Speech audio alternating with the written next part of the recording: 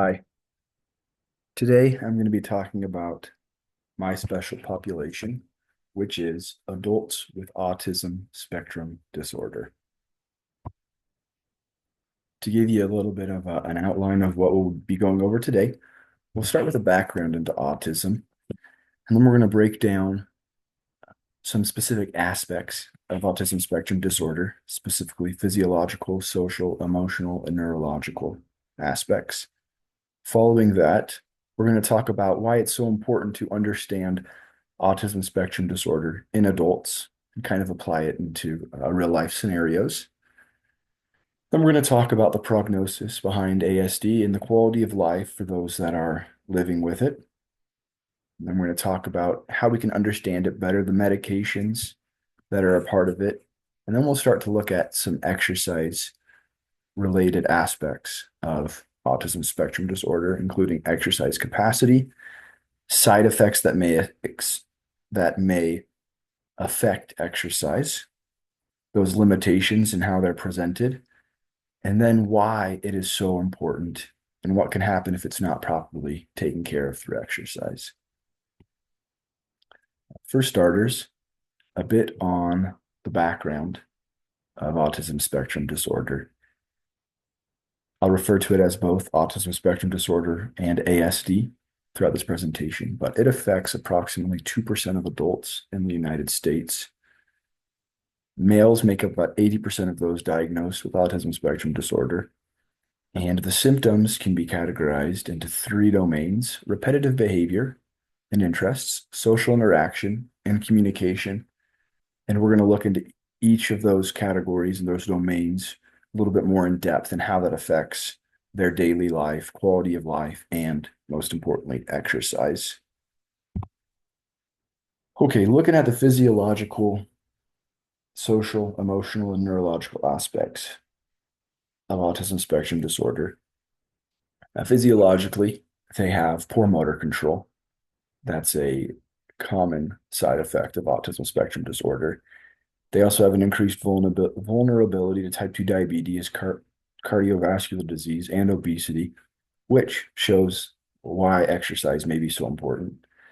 Socially, looking at those with ASD, they tend to hyper focus on specific interests, which affects the way that they interact with others and how they, um, yeah, interact and spend their time.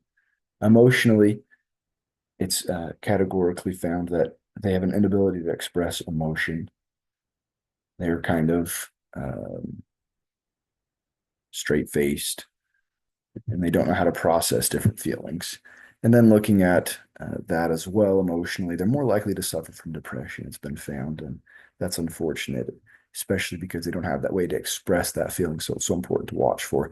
Neurologically, they have this symptom called stimming or repetitive movement behavior that stems from the brain, as well as incredible numerical memory recall. There's been shows and movies based off of this where people with autism are able to remember specific dates and events or specific numbers. So that's a large sign and symptom of autism spectrum disorder. It's so important to understand autism because it's really more prevalent than you think. 2% of the population, that's one in every 50 people that you meet is going to have autism spectrum disorder. So, as someone who is working with um, an athletic team, odds are you're going to work with somebody that has autism spectrum disorder. Sorry, I'm just going to try and get these to shift a bit. There we go.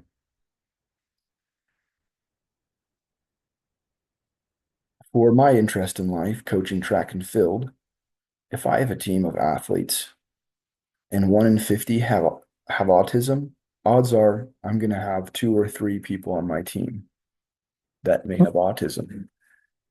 And so because of that, I need to be aware because there might be other issues involved that may impact their health on how they're trained and how they're treated. In order to communicate with them, I'm going to have to understand the root cause of autism spectrum disorder and how it can impact them so I can properly work with them. And then finally, it's so important to understand the symptoms because sometimes it's hard to identify. It's not something that can just be seen by looking at someone. You need to understand the different symptoms and how they need to be worked with in order to help them. Looking at their quality of life now, their prognosis. If I can get my screen. There it goes. So autism spectrum disorder is not curable. The symptoms can be treated by a variety of methods, therapeutically, medications, and physical activity, but it cannot be cured. It's something they're always going to deal with in their life. Additionally, there's other concerns that have been found: dieting, sleep, obesity, depression, and a shorter life expectancy. In autism spectrum disorder, it's been found that they have poor diets, they sleep worse, they have higher rates of obesity, higher rates of depression, and shorter life expectancy, which is rough. Looking at these charts here on the right side, if you can see the cursor here,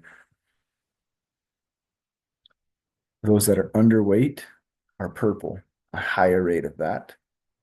Healthy weight, a little bit lower is the purple, which is autism.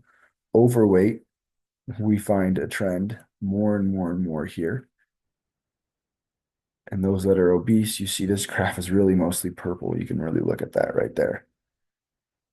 And so it's clear that those with autism tend to be more overweight. Okay. Autism spectrum disorder, ASD. One of the keys to understanding it is an understanding how the spectrum works. We talked about a couple of slides ago, it's hard to identify sometimes. That's because there's forms of autism where they're high functioning. They may have incredible memory and recall, and they may have poor social skills, but motor skills and communication and even emotionally, they may be excellent. And you can't even tell. You just think that they have a great memory. Most people are harder to identify without knowing their diagnosis, but you need to understand that they still need additional assistance.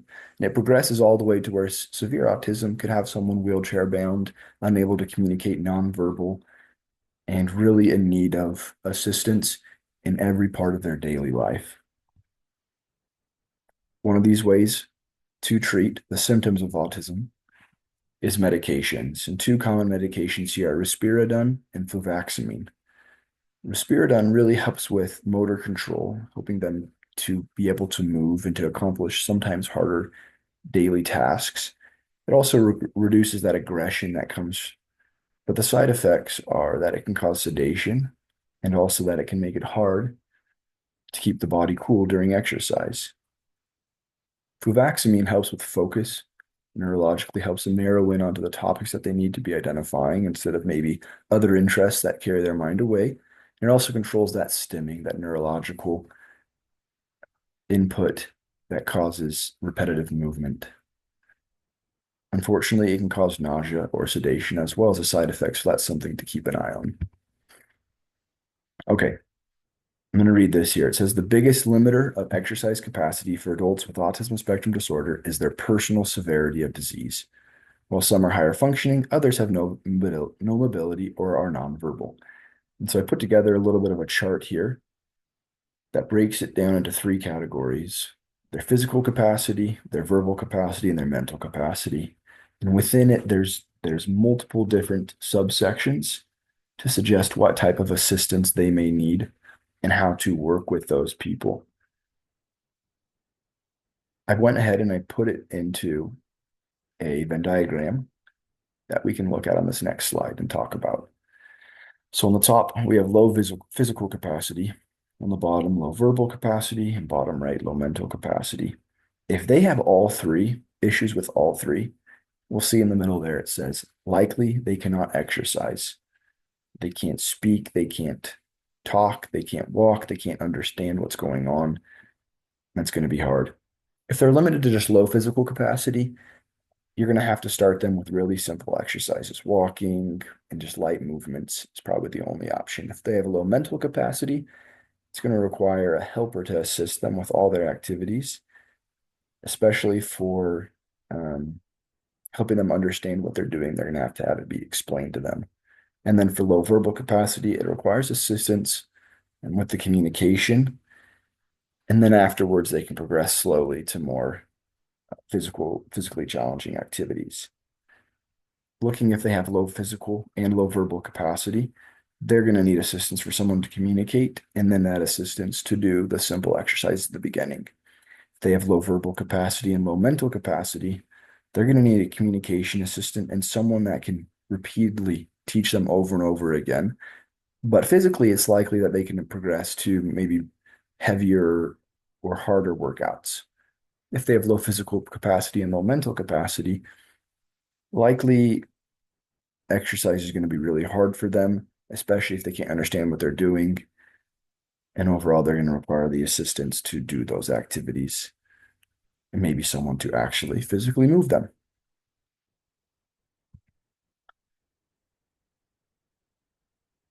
Okay.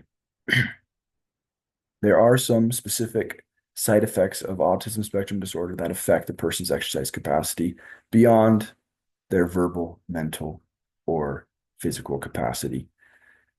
The first is their exposure to exercise in their own personal life.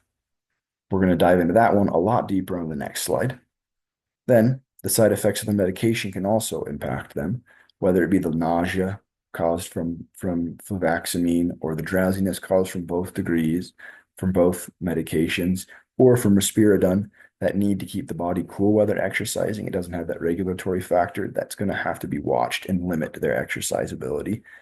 Other issues, like we talked about, those body weight issues, if they're obese or they're underweight, that's going to affect how much exercise they can do. Their sleeping habits, their diets, these simple things in life that they don't have under control are definitely going to impact their exercise capacity. Okay, looking at that exposure to exercise that I talked about on this last slide, let's dive into that a little bit more. The first is their parents. If a child with autism spectrum disorder was raised in a home where the parents let them be on technology a lot and didn't require them to do much of anything, odds are they're not going to understand exercise and their overall capacity is going to be limited. If they were raised in a home where the parents taught them about exercise or had them participate at a young age, or they lived in a home where their parents just were simply physically active, it was found in Seffin's article in 2020 that those adults now had higher rates of physical activity when they were raised in a home that taught them that. Tying that into personal experience growing up, there's after school programs such as Special Olympics. Their ability to exercise, their capacity is going to be limited. It's going to be expanded if they were a part of those activities. Or in a lot of cases, higher functioning individuals with autism could have competed on a team sport or on a high school sport and even had great success at that. And that's going to lead them and have a predisposition to want to continue to exercise as an adult.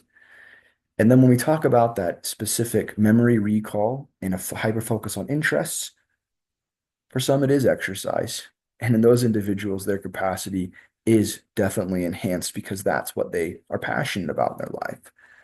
Tying that in now to the aptitude or their interest in their life, if they're internally motivated, it's something they want in their life, they can see a benefit, that's going to help them. Whereas if it's an external motivation, it may not be something that drives them in their life. Having a reward system can help to a degree. As a study in 2015 showed, there was three individuals, adults with autism, that were given a goal of walking 10,000 steps a day. Every day that they walked 10,000 steps, they were given a reward. There was a direct correlation between achieving the award and an increase of hitting 10,000 or more steps. One individual was not doing the steps over the weekend.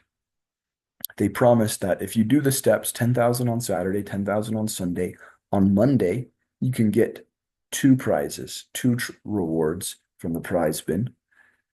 With that promise, that individual proceeded to hit every single weekend, 10,000 steps each day.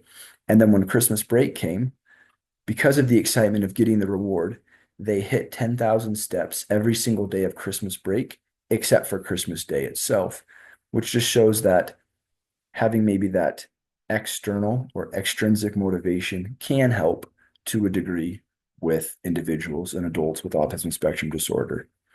And of course, their own physical capacity is going to be a huge limiter to exercise. If they can't exercise, they don't have an interest, it's going to be so hard for them to be motivated. But if they have that ability to do it and good motor control, they're going to have that higher interest and be able to accomplish it more readily. Finally, looking at the risks of poorly executed exercise programs, poor exercises, or no exercise, there are a lot of issues for individuals with autism spectrum disorder if they don't do what needs to be done to take care of their bodies. First, looking at the medication again, you really need to be careful with risperidone to make sure the person does not overheat, as they are at a higher risk of heat exhaustion or stroke. Looking at weight maintenance for those individuals with obesity, they really need to hold on to the program that they're in for an extended period of time, or they will not see benefits. And if the program is too short, the positive effects are not going to stay. And looking at their health, if there is no exercise done, individuals with autism spectrum disorder are already at higher risk of cardiovascular disease or type 2 diabetes or obesity, each of which could lead to death. And so exercise is just essential for these individuals to really help them accomplish a healthy lifestyle. So in conclusion, individualization is essential. You really need to connect with them to see what their limiters are. Understanding their mental, verbal, and physical capacity is going to help you develop an appropriate lifestyle and exercise program for them in their lives. You have to really be aware of the medications as well to make sure that whatever they are taking, you are aware of the side effects and you factor that into how it's affecting their daily life. And the biggest thing is be adaptable. Like we learned with the reward system, you're going to have to communicate with them over and over and over again and potentially try different things to promote adherence to exercise programs and to relate with them or to understand them or help them understand things in their lives. All in all, autism spectrum disorder, affecting 2% of our adult population in the United States, is common and can be worked with, and exercise is essential to improving and enhancing their quality of life. Here's a couple of the reference pages. Thank you.